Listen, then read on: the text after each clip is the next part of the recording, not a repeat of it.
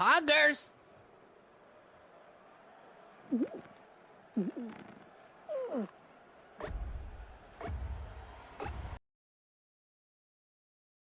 It really is a shame what's happening in modern Hollywood.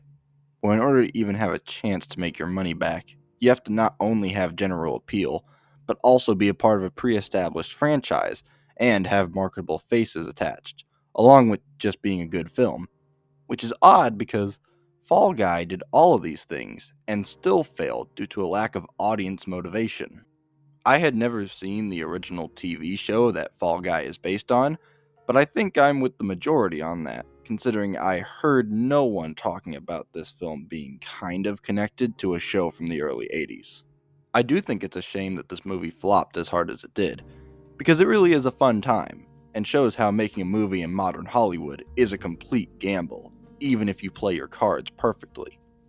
Allow me to explain as we dive into the fun box office failure that is Fall Guy.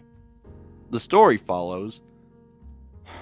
Let's be honest, you don't care what his actual name is, so I'm just going to call him Ryan Gosling, who is a stuntman for a famous movie star named Tom Ryder in a film that's being directed by an old flame of his, who's played by Emily Blunt. Tom Ryder mysteriously goes missing, and it's up to Ryan to find out who killed him and why. The real standout of this movie is the stunts, which makes sense in a movie about a stuntman, and really add a lot of fun to the film. The action is also well choreographed and stylish looking, but it does tend to overstay its welcome a little bit. The characters are okay. The actors do a great job with the material they were given, but the characters aren't all that memorable. The story is fine and does the job well enough, with plenty of twists and turns, but none that you wouldn't see coming.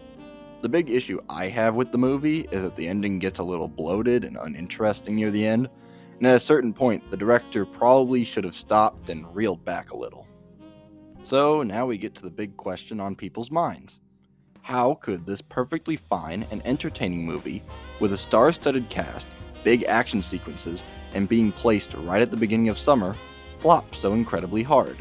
Well, I think the failure of this movie, and other movies like it, demonstrates an issue that's been well known for a few years now, and that's that you can't just make a fun movie anymore.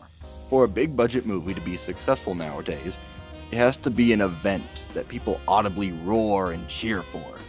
It has to be something truly worth driving to sit hours in a smelly, dirty, and uncomfortable theater. It has to be more than just a movie.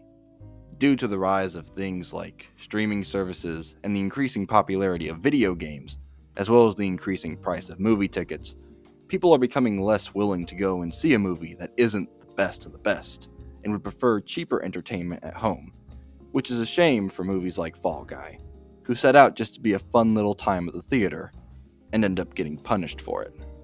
In summary, I feel a sense of empathy for Fall Guy, and other movies like it, for wanting to provide a fun time at the theater with big action sequence and an engaging enough story, only to be cast aside because it wasn't an Avengers level movie. Sometimes, as a viewer, I don't want something to be the best of the best. I just want to be entertained for a few hours. And in that sense, Fall Guy did exactly what it set out to do. That's all I got for now. Be sure to like, comment, subscribe, share with your friends, and hit that bell icon to be notified for whenever I make a new video. The next review should be Animal Well, so if you're interested in that, or interested in supporting the channel more, then turn on notifications and check out my other videos. Okay, that's it. Bye.